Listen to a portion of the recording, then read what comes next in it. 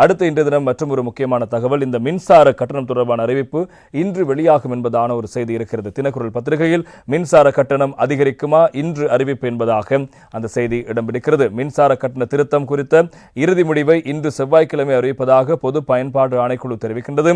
இந்த ஆண்டின் கடைசி காலாண்டில் அக்டோபர் முதல் டிசம்பர் வரையிலான மின்சார கட்டணத்தில் 6.8% அதிகரிப்பை இலங்கை மின்சார சபை கோரியிருக்கிறது என்பதும் இங்கே முக்கியமாக நாங்கள் சுட்டிக்காட்ட வேண்டிய விவகாரமாக இருக்கிறது. எனவே அந்த அடிப்படையில் தொடர்பான பொது ஆலோசனை செப்டம்பர் 12ஆம் தேதிக்கு கிழக்கில் தொடங்கியது. இறுதி ஆலோசனை கூட்டம் கடந்த 8ஆம் தேதி மேல் மாகாணத்தில் இடம்பெற்றது. எனவே முன்வைக்கப்பட்ட கருத்துக்கள் மற்றும் பரிந்துரைகளை கணக்கில் எடுத்துக்கொண்டு மின்சார கட்டண திருத்தம் எவ்வாறு மேற்கொள்ளப்படும் என்பது குறித்து தனது முடிவை பொது பயன்பாடு ஆணைக்குழு நாளை அறிவிக்கவுள்ளதாக தெரிவிக்கப்படுகிறது. எனவே இந்த ஆண்டுக்கான 3வது மின்சார கட்டண திருத்தம் குறித்து பொதுமக்களின் கருத்துக்களை பெறுவதற்காக நடத்தப்பட்ட அமர்வுகளில் சுமார் 500 பேர் கருத்துக்களை பரிந்துரைகளை சமர்ப்பித்திருக்கிறார்கள். இதற்கிடையில் மின்சார சபையின் மறுசீரமைப்பு முறையாக மேற்கொள்ளப்படாவிட்டால் மின்சார கட்டண உயர்வை தடுக்க முடியாது என்று இலங்கை மின்சார சபையின் சுயாதீன ஊழியர் சங்கம் தெரிவிக்கிறது.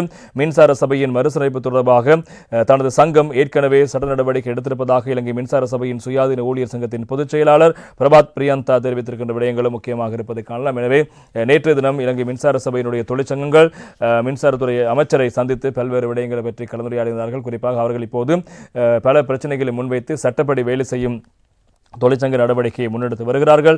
எனவே அந்த தொழிற்சங்க நடவடிக்கையினுடைய தீர்வை எதிர்நோக்கி நேற்று தினம் குமார ஜெயக்குடி அமைச்சரோடு விசேடமான கலந்துரையாடல்கள் அவர்கள் சென்றிருந்தார்கள். எனவே அதன் பிறகு இன்றைய தினம் அந்த தங்களுடைய மின்சார ஊழியர்களுடைய அந்த சட்டப்படி வேலை செய்யும் நடவடிக்கை குறித்தான தீர்மானம் எடுக்கப்படும் என்பதாகவும் அவர்கள் தெரிவித்த கருத்துக்களும் இங்கே முக்கியமாக இருப்பதை காலம் இன்றைய தினம் பார்க்கலாம். இலங்கை மின்சார சபையின் இலங்கை பொது பயன்பாடு ஆணைக்குழு மின் கட்டணம் தொடர்பான அறிவிப்பை எவ்வாறு வெளியிடப் போகிறது என்று